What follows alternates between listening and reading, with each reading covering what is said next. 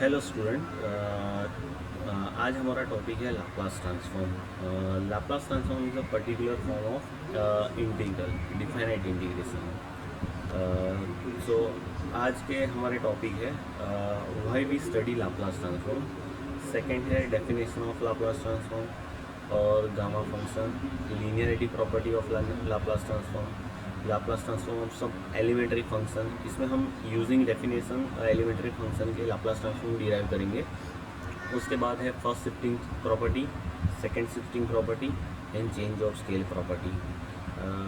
तो हम स्टार्ट करेंगे why we study Laplace transform. So Laplace transform is a specific type of integral transform. Integral transform means definite integral का एक particular type है। The Laplace transform is used in solving differential and integral equation. This is the main basic use of Laplace transform कि differential equation और integral equation होते हैं, उसको solve करने के लिए हम ये यूज़ करते हैं।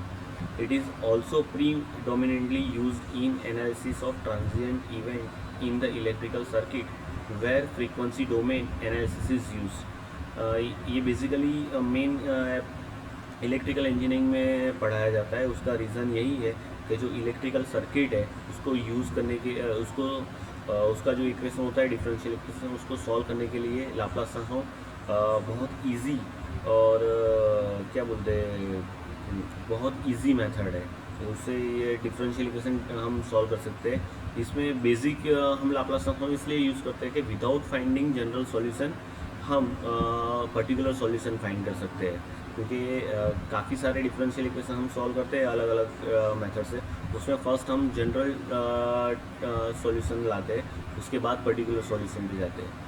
बट इन लाप्लास ट्रांसफॉर्म हम डायरेक्ट पर्टिकुलर सॉल्यूशन फाइंड कर सकते हैं without finding general solution with initial condition and boundary condition. और लास्ट है important analytical method for solving linear ordinary differential equation and fractional differential equation. यानी जो fractional differential equation है वो very क्या बोलते हैं अपकमिंग ट्रेंड है इन मैथमेटिक्स, तो उसको सॉल्व करने के लिए भी लाप्लास ट्रांसफॉर्म बहुत यूज़फुल है। तो now definition of Laplace transform. Definition of Laplace transform, let ft be a function of t defined for all t greater than 0। ये स्ट्रिक्टली ग्रेटर देन 0 है। नेगेटिव वैल्यू और 0 हो, लेस देन 0 हो, उसके लिए ये फंक्शन लाप्लास ट्रांसफॉर्म डिफाइन नहीं है। Then Laplace transform of f t it is denoted by L of t. यहाँ जो एल है वो एल को हम ऑपरेटर बोलते हैं, यानी ये लाप्लास ट्रांसफॉर्म का ऑपरेटर है। उसको कैपिटल एफ एस भी डिनोट कर सकते हैं और एफ बार एस भी डिनोट कर सकते हैं। And defined as Laplace transform f t is equal to 0 to infinity e raise to minus S T F T D T. अब देखो यहाँ पे फंक्शन एफ टी है, तो ये इंटीग्रल में यहाँ पे एफ टी है। जैसे यहाँ पे फंक्शन चेंज होगा ये फंक्शन चेंज हो जाएगा। और सेकेंड थिंग, हम फंक्शन टी के फॉर्म में, यानी हम लाप्लास ट्रांसफॉर्म जो होता है वो फंक्शन टी के फॉर्म में होता है, पर आफ्टर लाप्लास ट्रांसफॉर्म ये फंक्शन ऑफ एस हो जाता है, यानी वेरिएबल भी चेंज होता है, एस टी का एस हो जाता है। पर ये लाप्लास ट्रांसफॉर्म कब कहा जाएगा कि जब ये इंटीग्रल, ये वाला इंटीग्रल एग्जिस्ट करेगा। ये एग्जिस्ट नहीं करेगा तो ये लाप्लास ट्रांसफॉर्म कहलाया नहीं जाएगा। एग्जिस्ट का मतलब ये है कि इसकी, ये इंटीग्रल की वैल्यू, डिफाइनाइट इंटीग्रल की वैल्यू अदर देन इन्फिनिटी होनी चाहिए। ये वैल्यू इन्फिनिटी आए तो उसका मतलब होता है कि Laplace transform does not exist, यानी इंटीग्रल एग्जिस्ट नहीं है तो लाप्लास ट्रांसफॉर्म एग्जिस्ट नहीं करता। यहाँ पे मैंने पहले ही बताया कि L is a operator of time domain function और S is a parameter real और कॉम्प्लेक्स। मीन्स हम फंक्शन ऑफ टी को कन्वर्ट करते हैं, after applying Laplace transform convert करते हैं इन एस। नेक्स्ट है गामा फंक्शन। गामा फंक्शन इसलिए ज़रूरी है क्योंकि लाप्लास ट्रांसफॉर्म में एक पर्टिकुलर फंक्शन के लिए हमको गामा फंक्शन की थोड़ी बेसिक इन्फॉर्मेशन चाहिए, वो हम आगे यूज़ करेंगे।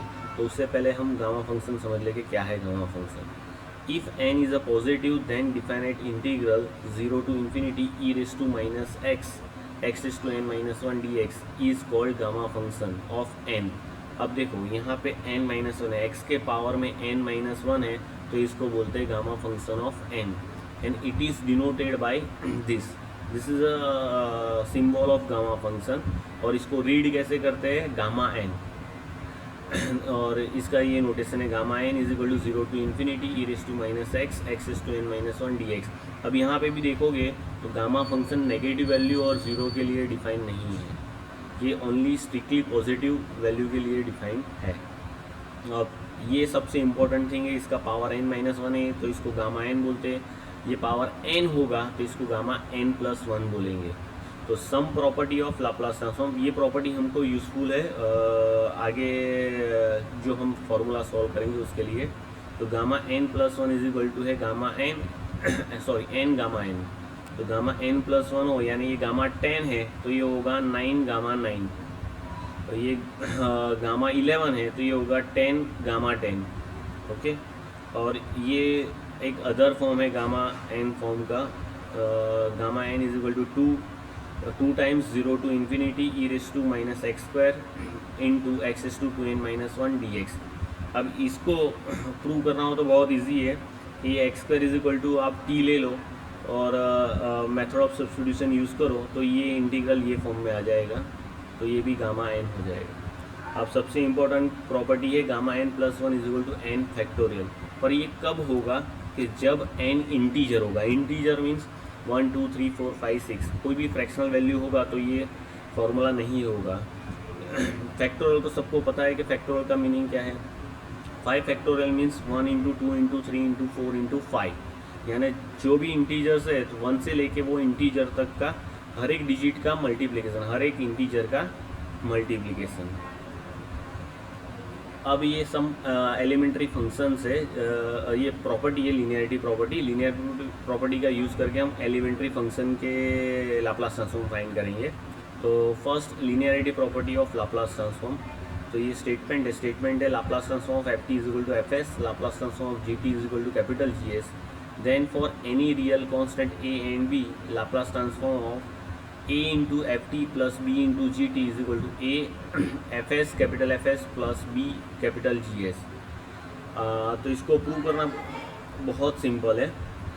तो by the definition of Laplace transform, हमने फर्स्ट इक्वेशन जिसको इक्वेशन नंबर 1 दिया है वो डेफिनेशन ऑफ लाप्लास ट्रांसफॉर्म है। तो उसमें क्या करते हैं कि ये एक particular e raise to S t के बाजू में जो फंक्शन है जो जिसका लाप्लास ट्रांसफॉर्म फाइंड करना हो उसको हम सब्स्टिट्यूट करते हैं। तो Laplace transform of a f t plus b g t is equal to 0 to infinity E raise to minus S t a f t plus b g T D t. तो यहाँ पे a f t b g t है तो हमने यहाँ पे substitute किया a f t plus b g t. अब ये एक सिंपल इंटीग्रल फॉर्म हो गया। तो हम इंटीग्रेशन में कैसे करते हैं कि वेरिएबल को सेपरेट करते हैं, सॉरी ये फंक्शन को सेपरेट करते हैं और कांस्टेंट को बाहर निकालते हैं। तो ई रेस टू एस टी यहाँ पर मल्टीप्लाई होगा, यहाँ पे ए कांस्टेंट है तो कांस्टेंट बाहर आ जाएगा, तो ये हो जाएगा A into 0 to infinity raise to minus S T F T D T. Similarly यहाँ पे b कॉमन निकाला, ये हो जाए 0 to infinity raise to minus S T G T D T. अब using definition of Laplace transform, ये जो integral है ई raise to 0 to infinity raise to S T F T D T, ये क्या होगा, एफ एस होगा हमारा। तो ये एफ एस हो गया और ये हमारा होगा G S, capital G S. हमको यही प्रूव करना था, तो ये प्रूव हो गई linearity property of Laplace transform. अब इसका हम यूज़ करेंगे नेक्स्ट प्रूव करने के लिए Laplace transform of some elementary function. अब Laplace transform of any constant derive करना हो तो ये फर्स्ट वाला फर्स्ट मेथड हम यूज़ करेंगे। हम कांस्टेंट में 1 लेते हैं, 1 के अलावा कोई भी कांस्टेंट ले सकते हो, 2 3 4 5 6 फ्रैक्शन भी ले सकते हो, नेगेटिव भी ले सकते हो। तो ये होगा तो इसका प्रूफ है by definition of Laplace transform जो हमने पहले देखी इक्वेशन नंबर 1। तो Laplace transform 1 is equal to 0 to infinity E raise to minus S t into 1 d t, क्योंकि यहाँ पे हमारा फंक्शन 1 है तो इंटू 1 करेंगे डी टी। अब 1 है तो ये E raise to S T रहेगा, तो हमको सिर्फ इंटीग्रेशन करना है ई raise to minus S T का। तो ई raise to minus S T का इंटीग्रेशन है ई raise to minus S T divide by minus S, और ये यहाँ पे डेफिनेट इंटीग्रल की लिमिट लगेगी 0 टू इन्फिनिटी। अब जब हम 1 अपॉन माइनस एस कॉन्स्टेंट है तो वो बाहर आ जाएगा, यहाँ पे लिमिट लगेगी E raise to minus S T पे, तो यहाँ पे लगेगी तो ये होगा ई raise to minus infinity. E raise to minus infinity is 0, क्योंकि वो 1 upon E raise to infinity होगा तो वो हो जाएगा 0। और जब ज़ीरो सब्स्टिट्यूट करते हैं तो ई रेस टू ज़ीरो इज़ 1, और तो upper limit minus lower limit करते हैं तो 0 माइनस 1, तो माइनस 1 बाहर आ जाएगा, तो ये हो जाएगा 1/s। इसमें भी देखो s is strictly greater than 0, because if s is equal to 0 देन ये वैल्यू इन्फिनिटी हो जाएगी। तो इन्फिनिटी होगी तो again integral does not exist, integral exist नहीं करेगा तो ये लाप्लास ट्रांसफॉर्म कहलाया नहीं जाएगा। अब नेक्स्ट हम ई रेस टू 80 के लिए प्रूव करते हैं, जहाँ जैसे हमने 1 रखा था वैसे ही ई रेस टू 80 रखना है डेफिनेशन में। तो Laplace transform of e raise to 80 0 to infinity E raise to minus S t into e raise to 80 f T D T. अब इसमें दोनों के बेस सेम है, ई है, तो क्या होगा, पावर का एडिशन होगा। तो हमने पावर का एडिशन किया है, ई raise to minus S minus A, इसमें से माइनस कॉमन निकाला हुआ है, तो ये होगा माइनस ब्रैकेट में एस माइनस ए इंटू टी डी टी। अब ये अगेन हमने जो ऊपर इंटीग्रेशन किया वैसे ही सेम इंटीग्रेशन है, यहाँ पे एस था, यहाँ पे एस माइनस ए है, तो यहाँ पे आएगा ई raise to minus S minus A T. Similarly divide किया हमने कोएफिशिएंट से, तो हमने कोएफिशिएंट से डिवाइड किया, अगेन लिमिट सब्स्टिट्यूट करेंगे तो सेम आंसर 1/s माइनस ए, यहाँ पे 1/s आता था, यहाँ पे आएगा 1/s माइनस ए। इसमें भी देखो s is greater than a, s equal to ये होगा तो अगेन ये 0 हो जाएगा, तो ये अगेन वैल्यू इन्फिनिटी होगी, तो इसलिए हम s is greater than, strictly greater than A लेते हैं। और नेक्स्ट है ट्रिग्नोमेट्रिक फंक्शन। तो ट्रिग्नोमेट्रिक फंक्शन के हमको प्रूव करने के लिए सबसे पहले उसका एक्सपोनेंशियल फॉर्म देखना पड़ेगा। हम यहाँ पे Laplace transform of sin 80 find कर रहे हैं, तो उसमें उसका एक्सपोनेंशियल फॉर्म देखेंगे। एक्सपोनेंशियल फॉर्म क्या होता है, ऑलरेडी हमको पता है in de Moivre's theorem, complex number in de Moivre's theorem हम ये यूज़ करते हैं, E raise to X is equal to cos x plus I sine X. ये ऑयलर्स थ्योरम पे से आया हुआ है।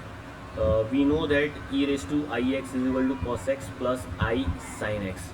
तो हम यहाँ पे x है तो यहाँ पे एंगल में x और x आता है, और ये जो i है, i is imaginary part, because i equal to हम कॉम्प्लेक्स नंबर में क्या लेते हैं, स्क्वायर रूट ऑफ -1। तो ये i वो है, i की वैल्यू है स्क्वायर रूट -1। तो ई रेस टू आई 80 की वैल्यू क्या होगी, कॉस 80 प्लस आई साइन 80। यहाँ पे प्लस है तो यहाँ बीच में प्लस आएगा, यहाँ पे माइनस है तो यहाँ पे बीच में माइनस आएगा। अब हमको साइन 80 की वैल्यू चाहिए, तो ये दोनों को हम बाय एलिमिनेशन फाइंड कर सकते हैं। तो हम कॉस को एलिमिनेट करेंगे और साइन की वैल्यू फाइंड करेंगे। तो साइन 80 की वैल्यू आती है ई raise to i 80 minus e raise to minus i 80 divide by 2i। Cos 80 की वैल्यू फाइंड करनी है तो हम साइन को एलिमिनेट करेंगे, तो कॉस 80 की वैल्यू आती है ई raise to i 80 plus e raise to minus i 80 divide by 2। यहाँ आई साइन के मल्टीपल में आई है इसलिए डिवाइड बाई 2i आता है, यहाँ कॉस के मल्टीपल में आई नहीं है, यानी सिंपली 2 आता है। तो हमने ये एक्सपोनेंशियल फॉर्म जो फाइंड किया उसका यूज़ करके हम साइन 80 का लाप्लास ट्रांसफॉर्म फाइंड करेंगे। तो Laplace transform of sine 80 using definition 0 to infinity E raise to minus S t sine 80 d t. तो ये हो जाएगा 0 to infinity E raise to minus S t sine 80 की हम ये एक्सपोनेंशियल वाली वैल्यू सब्स्टिट्यूट करेंगे। तो ई raise to i 80 minus e raise to minus i 80 divide by 2i d t. इसमें 1/2i कांस्टेंट है तो वो हम बाहर निकाल देते हैं, तो ये हो जाएगा 0 टू इन्फिनिटी। अब इसमें भी बेस सेम है तो हम पावर का एडिशन करते हैं यहाँ पे, e raise to minus bracket में s minus i a t minus e raise to minus bracket में s plus i a t D T. अब हमने आगे भी देखा कि इसका इंटीग्रेशन क्या होता है आफ्टर लिमिट सब्स्टिट्यूशन। ये आगे होता था एस माइनस ए, यहाँ पे एस माइनस आई ए है तो ये होगा 1/s माइनस आई ए। यहाँ पे एस प्लस आई ए है तो ये हो जाएगा 1/s प्लस आई ए। अब हम सिंपली एलसीएम लेके इसकी वैल्यू फाइंड करेंगे, तो क्रॉस मल्टीप्लाई करते हैं तो यहाँ पे एस एस कैंसिल आउट होगा और यहाँ पे सिर्फ न्यूमरेटर में रहेगा 2ia। अब यहाँ डिनोमिनेटर में जो है तो ये s माइनस आई ए और ये s प्लस आई ए है, तो हम a minus b into a plus b वाला फॉर्मूला यूज़ करते हैं, तो वो होता है a square minus b square. तो यहाँ पे हम करते हैं a square minus i a square. अब यहाँ जो i है, i का हम स्क्वायर करते हैं बिकॉज i की वैल्यू क्या है, स्क्वायर रूट -1, तो आई स्क्वायर की वैल्यू क्या होगी -1। तो ये माइनस माइनस प्लस हो जाएगा और फाइनल आंसर आएगा a/s स्क्वायर प्लस ए स्क्वायर।